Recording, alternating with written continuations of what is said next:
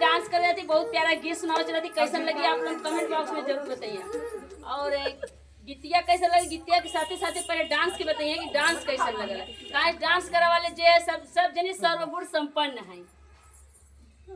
ननदो रानी हमार बहनियों चला सुनाओ जरा दे।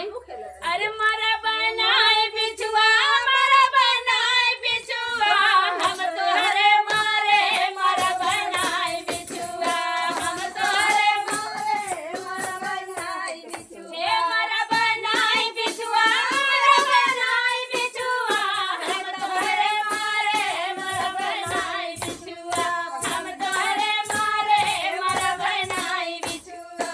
पहला धरा भैया ससुर हमरे अइले, ससुर हमरे अइले,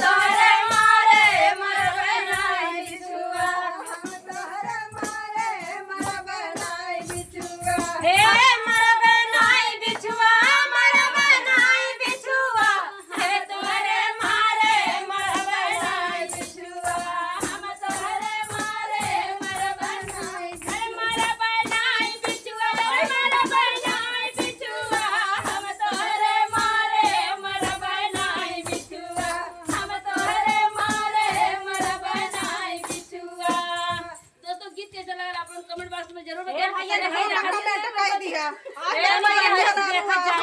देखा बहुत बढ़िया आदमी यानी झरवैया बहुत दूर से आए ये बहुत अच्छा है, लेकिन धारा वाला लड़की आ गई। बड़े दूर से आए कप्तानगंज से। कोई कमेंट करे भेज दे मालूम पड़ भाई एक आंख के फूटल लोग ना करी। अरे नहीं भैया का खिया निम्मन बा।